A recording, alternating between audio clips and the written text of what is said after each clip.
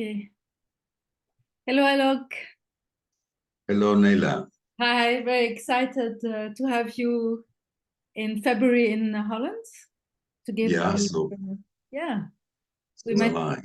Yes, we met each other this summer, and we talked about the different courses you could give. And you suggested the LYD XXL, and it's a very exciting course. If you could tell us a bit more about this Well, course. I'm always excited about the possibility of teaching anything about human design life. But the Living Your Design, it is the course of courses.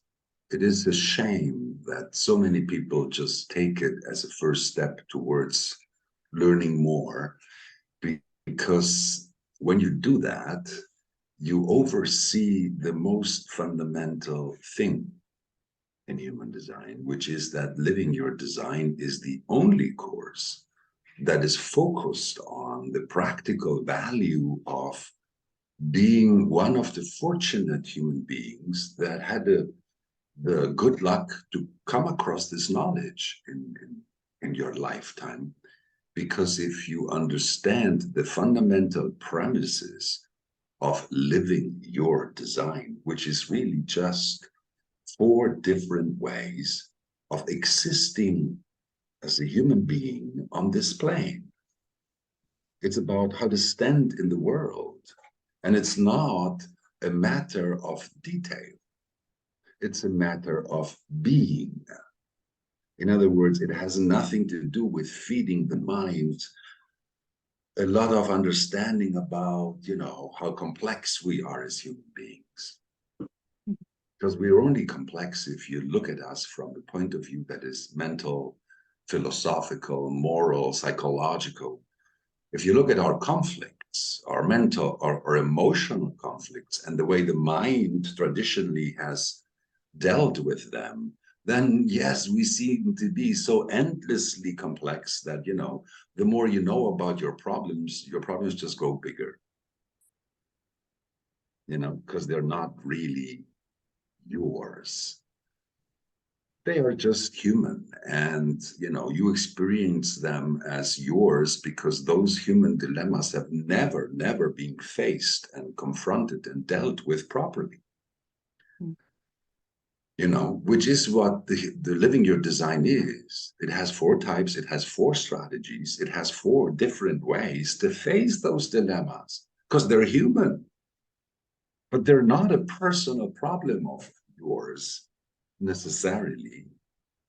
Okay. And Living Your Design gives you very, very basic guidelines. I mean, very basic guidelines. And the most important thing, if you ever want to know truth for yourself, you have to know yourself. Now, knowing oneself can seem to be something, again, psychologically complex. I am this, and I have this gait, and I have this line, and that's not knowing yourself. That's knowing human design. Yes. Knowing yourself is to know yourself as a frequency. Every time I am by myself, there is something about being me that feels the same, good or bad. Well, it's the same good when it's good. It's the same bad when it's bad. Indeed. It's a frequency. And, to experience truth, you need to have a place to come back to. No matter how circumstances change on the outside, on the inside, you have a place to come back to. A place where the only thing that matters is what's going on between you and you. Because the rest of the time is about what's going on outside. What's going on outside is always changing. What's between you and you, now that's what needs to be consistent no matter what circumstance you're in. Okay? Now, if you try to find that place with the mind, we know what happens. You never get there. I mean, if you get there, it's by mistake, Yes, absolutely. The human design gives you a very simple technique that you put it in praxis, and I know it is challenging because it's a technique that is against all your sophisticated mental habits. So it's a formula. You have to apply it. You have to live it. So in this course, how do you go about giving this course? Because you have your own way of giving this course, I understood from you. Well, you see, I have learned everything I know about human design from just one teacher, and that's Ra.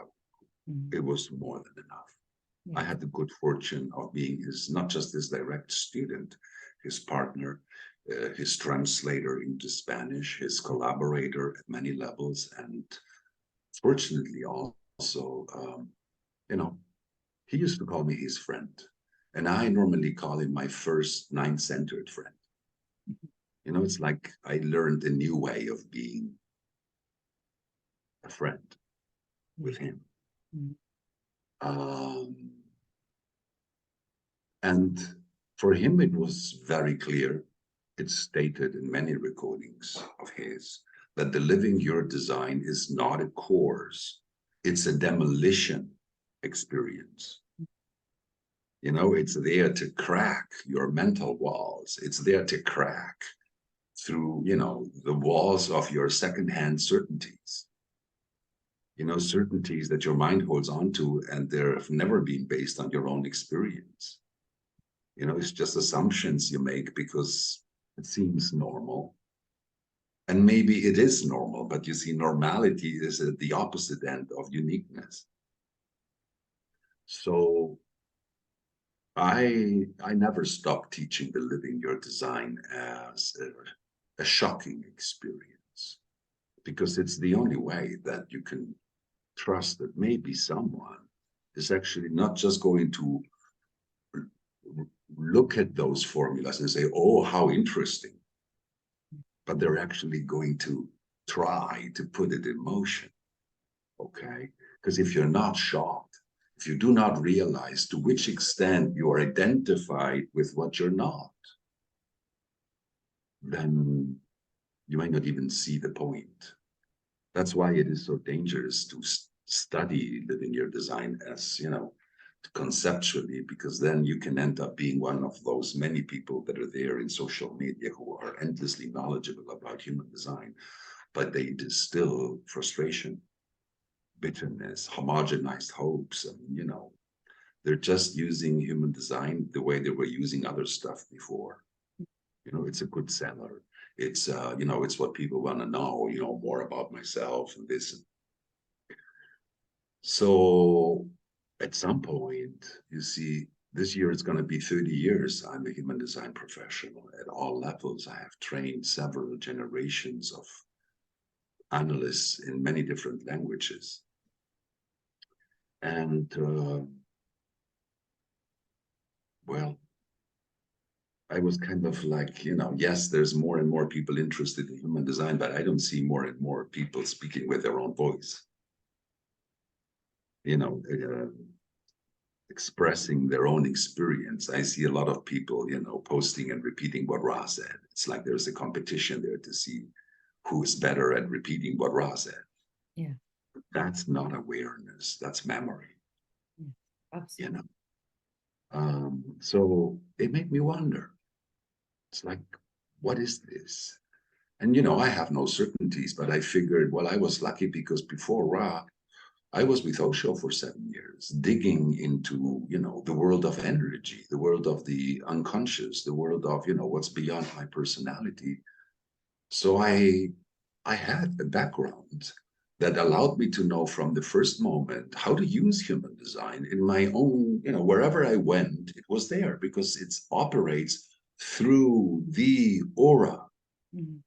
In other words, it's something that is alive. And if it's not something that is alive for you, you miss the point. You do not realize what it says. It's the absolute of the form, your form. And the form has an aura. Okay? Mm-hmm. And in that aura, when someone enters and goes, your perception of yourself changes because conditioning is happening real time. So awareness is about knowing how to manage, meet conditioning, and not be distorted by it. To know how to be yourself in a conditioning world. Now, that's what strategy and authority does. So I asked myself, why don't people do it? And I figured, well, if you don't have my kind of background, then you may not really know how to put this in motion, where to, it's like, I don't know if people know or can discern when they're living their design and when not, So I figured, let me give them, the places where I tested human design, because I never believed in human design. I wasn't asked to believe in design. I was asked to experiment with it, to test it. And that's exactly what I did. Okay. And what I did is watch what happens in my aura every time somebody comes in and somebody moves out. And especially, do they bring definition to my open centers? And what are their open centers that I have defined? Because I know that that's what they're going to be mirroring it. Now, to know that about yourself with every single person you meet, it's wow. Okay. But then I figured, okay, not, people come out in and out of your aura casually. Yes, there is conditioning there, but it doesn't change your life. It doesn't take you to make a decision, So I decided to focus on places where it made an instant difference for me, my sexual life, my intimate life. Yeah. The realization I'm an open sacral, I'm not a generator, that I'm not meant to have an ordinary intimate life, that I am emotional, that I have a specific kind of libido, that I have a specific type of sexual drive that's always going to be a part of the mix. Okay. Because, I used to be repressed at all levels, also sexually. And it was my experiential discovery that, if you cannot be yourself when you're having sex, you will never be yourself anywhere. Yes. It's because that's where the energy is flowing without you having, without the personality interfering or not. Yes. Or there is a lot of, so I decided, okay, let's give them this because, well, you see right away what's going on there, and it's a place where encounters are not casual, they always mean something. And you can have access to the birth data of the people. You can see, what do they define in you? What do you define in them? Who brings the drive? Who brings the availability? Is there any defined drive? It's like, so I not only brought an introduction of the general sexual mechanics, which are not just sexual mechanics. We have 3 social channels. All social protocols are a way to control and regulate sexual drive. So, to learn about those mechanics is not just who you have sex with, but, who do you call a friend? Who do you, who is just an acquaintance and who is someone you have an intimate connection with, because it's very different and each thing has its own dynamic. Okay. So I thought, okay, wait, it's more complex than this. Let's make it round. So I decided to add, the foundation of connectivity. How do we condition each other when we meet in the aura? I mean, one level, the obvious level is, I have an open center. That center is defined in your design. There's going to be conditioning there. But, there is ways where 2 people with the same open center meet and the center becomes defined together. Okay. And it can become, or one of them brings it defined and the other has it open. but the connection can be of two different, it can be an electromagnetic, it can be a compromise, okay, or it can be a dominion, okay, and all of those things make a difference, and it's an obvious one, and it's very juicy, because when you see those things live, it's wow. That's the thing with human design, that it's knowledge that's meant to come alive in you. And that starts with living your design. It's not a matter of detail. It's enough if you understand the centers, because the centers is what's obvious. It's what everyone knows. It's what we experience every day. True, and Ra always repeated the most important for us was really to live our design, the strategy and the authority, and being aware of. He was very clear. If you don't live your design, yes, it's just a fucking piece of paper. Yes. And then you can mindfuck around that piece of paper for the rest of your life. That's not going to make you more aware. And it's so clear to me that after almost 30 years, okay, I was supposed to start a new analyst training in October last year. I postponed it to November last year. I postponed it to February this year, okay? And right now I'm sure that I'm not gonna do it in February. I have no idea when I will do it. I can just feel how tired I am. Of training more analysts, and they're going to tell more people about their design. And it does not mean more people are going to be satisfied instead of frustrated. Yes. So I am coming back to basic work. I am enjoying deeply teaching the general training, but in a more interactive way, where I don't just share the information. I try to make sure that people see what it means for them in their daily life. Because if you do not see that, then I guess you go around saying, oh, interesting. Human design is very interesting. Yes, it is. Of course it is. But it's not about human design. It's about you. Yeah. That's my point.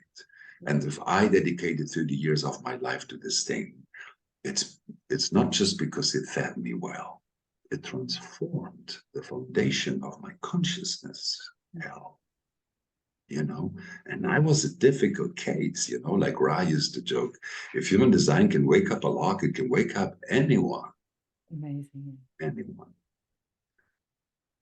And, well, I see that, when I focus myself on working with people in this way, I have the same drive and excitement that I used to have on the first year. Whereas if I think of, let me train, another generation of analysts, there's something in me that goes like, oh no. It feels like work, like, generator work. This other thing, no. It's just like,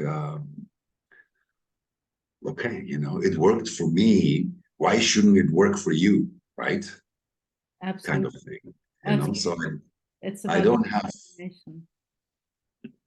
have to prepare anything. I really just have to be me and share my experience, because my experience has always been that, living your design.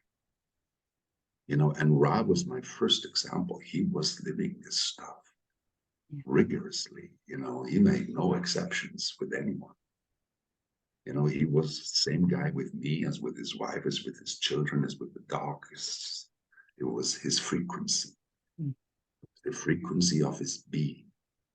And that's what human design gave me, to recognize the frequency of my being. I don't have to think for that. There's a flow, there's a flow to my breath. It's a state of being. And it's not far. It's inside of each of us. And then the only thing that keeps us away from that is the mind. So human design is a tool, to keep your own mind at bay, It's not about denying the mind or ignoring it. It's about putting it in its proper place, not as the boss, a servant, you know? Yeah. A good servant, a good ally. It is wonderful to have a mind that is not pulling you towards distortion, that has learned to just let you be. And then translate into words whatever your being needs or wants or has the desire to say. You know, I could add something else.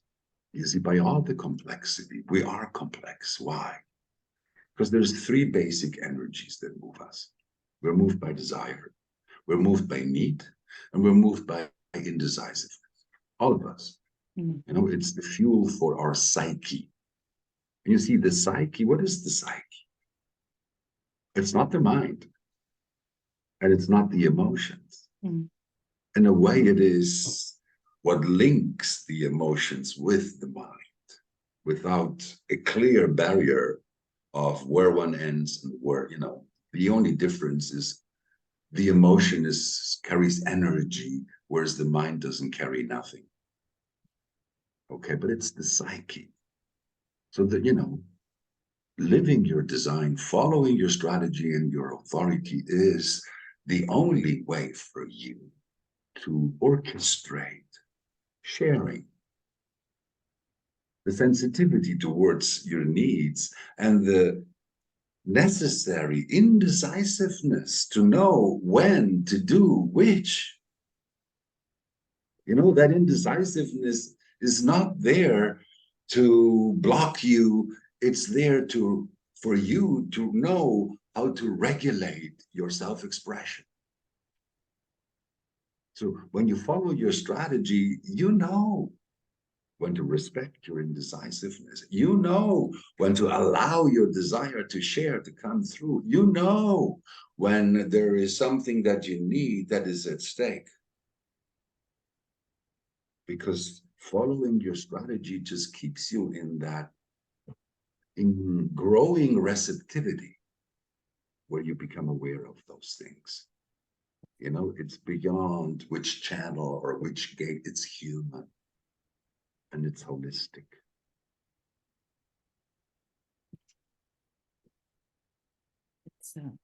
So following this course with you, live, experiencing one's own design through the aura is something that's really very impactful and transforming, I would say. Well, you know, especially with this residential format, you know, we're going to be in aura contact. People perceive me, I perceive people too. So then, you know, I'm not a therapist. It's not about doing therapy. No. In the sense that, you know, I'm not going to be digging where people don't want me to dig. It really is up to each person how much they want to expose themselves, because in the end, that's the thing. If you don't expose yourself, then I don't know what piece of information you need that could be transforming for you. Okay. So yes, of course, you know, I mean, and that's not just for newcomers. If you are somebody that did the living your design somewhere and you have not experienced transformation, well, you know, then you should come. Take advantage that there is a little discount for those who have done it before. But yes, I mean, you won't get many more better opportunities to, you know, to get to the core of what really matters in this body of knowledge, you know. And do you feel also, even for guides, living your design guides, that it can give something to them that they can give again to their own students? See, if you're a guide, I think there's many guides in the world. If they have not met the source, if they have, you know, if they are uncertain about the theory and the praxis of this, then of course, it's a good thing to review, and maybe just take the information in, or watch or see how someone shares the information that does not need to remember what his teacher said, because whatever you talk about, you know what you're talking about. It's human. Yes. You don't have to repeat, you have your own experience of that. And I have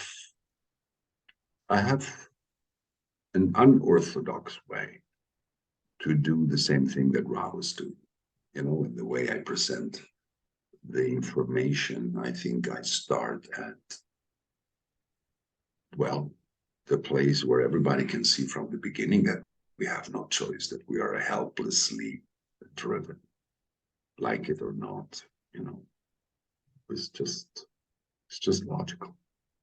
It's actually biological. Yes, that's a good So, it's not a matter of, do you understand its complexity? Because it's not complex. It's actually something that you can see, and you don't have to go anywhere, because we're talking about stuff that every human being you meet is a version of it. So, it's easy. You go around and you try to find one human being that's not a version of this.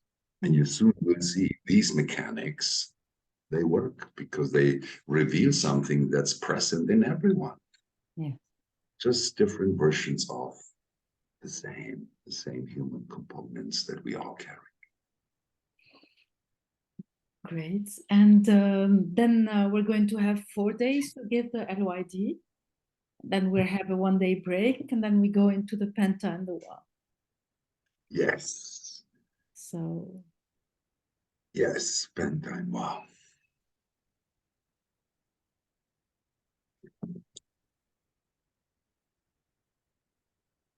You see, Penta and Wa are responsible for people not living their design. They are responsible for people wanting to be what they're not. They're responsible for the not self-drive to fit in with normality, to fit in with, so if you don't know how to define your difference, if you don't know how to find a creative way to express your uniqueness, to be unique is a tough shit, because you're a freak. And the Penta and the Wa, the human group, they don't like freaks. They feel threatened by freaks.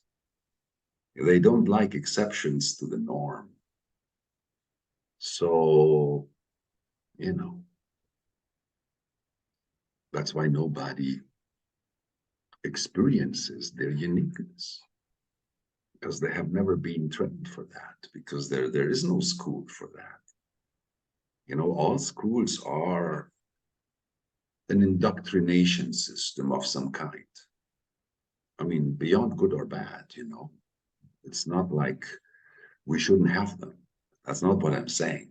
Yeah. Because without that homogenization, we wouldn't know how to function in the world as a normal person. Okay, the horror is, why does it have to be at the cost of your uniqueness? After all, being unique is just, a unique way of being normal. A unique way of being not normal, being human. For which there is no true norm. All norms about what being human is supposed to mean and blah, blah, blah. This is all collective. This is all group thinking. This is all herd. And it's logical. It's biological as well, though it isn't as tangible as our own biology. When you understand Penta and Wa, first of all, you know how to protect yourself from those invisible group dynamics that are always at work from the moment there is 3 or more people together in the aura. Okay, that's the first thing.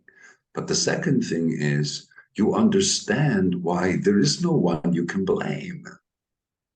for the world being such a miserable place. You know, you realize that those are control agents of the evolutionary forces through which humanity is as deeply programmed as any other species, as bees are, or as, you know, we follow our collective design.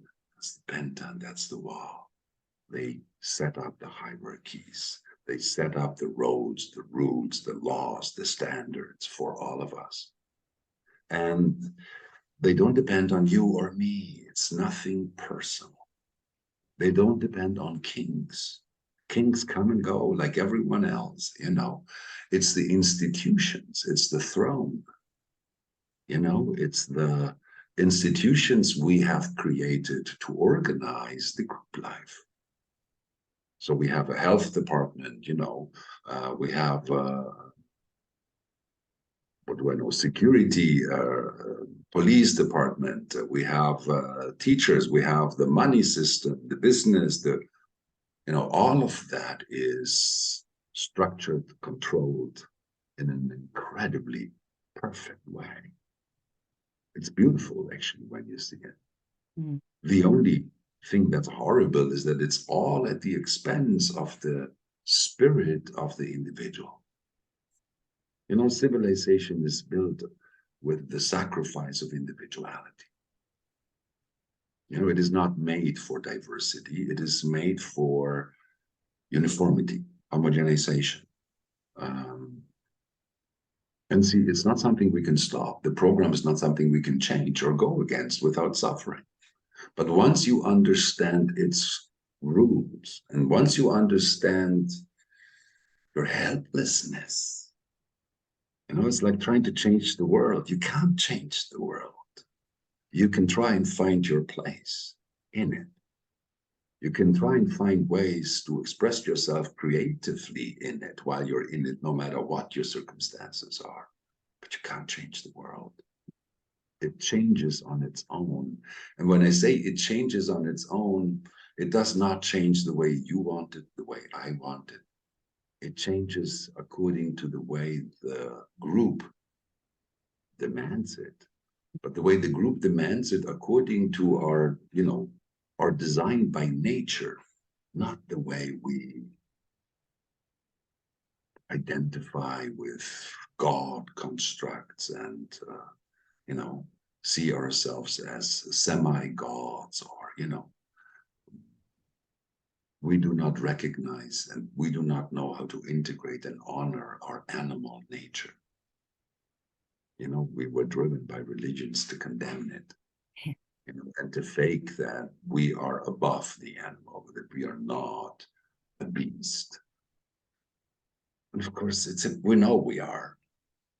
So, you know, where does all this hypocrisy come from? And it's in the program. You know, it's when you understand that hypocrisy isn't actually such a bad thing. You know, if it wasn't for hypocrisy, we would really be at each other's necks. You know, hypocrisy is just something the group imposes on all its members, because the group is not interested in individual truth. You know, it would be a mess if we had to define a direction for all of us based on 8,000 million, you know, unique, no, you can't organize a group in this way, you know? So it's a paradox. You know, we are the paradoxical species. We are designed to understand this. So to understand this construct is to understand the world at a level that you couldn't imagine. And it makes it easier to accept it and not look for someone to blame, not look at it like a good guys, bad guys movie or winners and losers movie. You know, see it for what it is, the mundane plane. What it has always been, you know, what it, and then to be able also to discern, you know, the impact of those two entities in your daily life. You know, the penta dynamics in the small group, which, you know, which have been, you know, so much of our not self is glued to those structures. So to look at your design through that mechanic, you know, it's like you can see how anybody behaves when they are in groups. You know, how you always take the same position, no matter what the constellation is, because that's your way to fit in with the group, whether it's a small group, or whether it's a large group, because there is different groups, different gifts for each. You know, there's people that they excel in the small group, but you put them in the large group and they kind of like, they freeze. Yes. Okay. And there's people that are reversed. In the small group, they disappear. But you put them in the large group and hey, they come into power. So there are certain, you know, it's a very, very clear structure, the Penta and the Wa. And for me, being like I am, a triple split definition, you know, my two open centers, they're all about Penta. So I'm deeply vulnerable to Penta. But in my, you know, in my triple split, I don't care about Penta really. Yeah. Okay, I'm pretty good one-on-one. And yet I always realize that when I enter a large group, it's like I'm lost. I don't know if I should go around hugging everyone or I should keep away from everyone, because each part of me, of my triple split, okay, is attuned to a different Wa. You know, and I could feel so crossed, like, you know, feeling different impulses at the same time, you know, that was like, just made me feel awkward, you know. And when I saw for the first time the structure of Wa, and I understood the way my definitions become power-based to their social dynamics, it blew my mind. It was not only blew my mind, I think that is the moment when rave sociology was born. Because I understood that understanding these group dynamics, they were beneficial at levels that transcended deeply the business world, which is the only sphere where this knowledge was applied until this moment. Okay, and it was after some conversations with Ra, okay, that a couple of weeks later, he came up with the rave sociology program, you know. So for me, it was an incredibly healing moment, you know, to realize, oh, I wasn't doing anything wrong. It's just that, you know, Wa is not my thing. It really is. You know, I was born in a village and I have spent most of my adult life in Ibiza, where the Wa's power is very, very weak, you know, and right here, I live now in a small village where I have to go on the street, you know, that's where the Wa starts. Otherwise, it has no access to me. And to know these things, for me, it was incredibly healing. In the sense that, you know, they're part of living your design in a way. You know, you just have to learn to recognize it, because the thing with Penta and Wa is that they're invisible. It's different when someone comes in your aura and it's visible, you feel it, it's happening there, okay? But these shifts in the density of the flow and the shared consciousness that happens when you move from 2 people to being 3 people or 4 people or 5 people, or move over to 9 people, we're not aware of those things, you know, and yet our consciousness gets trapped in it. To know it is to recognize it. And then you can still decide if it's okay, you know, or if it's time for you to move out, you know, just come back to yourself, come back to your own. Absolutely. So this workshop is amazing because the mornings will be, you know, on the theory, and the afternoons you are planning to give us exercises, you know, live experience. Not so much exercises. We will see, you know, we can play with something, but, you know, that wouldn't be so much during the classroom time. It would be more in the evening or something like this, something fun to do. No, my plan is more to, use the mornings to introduce and share the information, the theoretics, and then the afternoons to work with the people that are there, kind of how are they receiving the information? What questions does that bring up in them?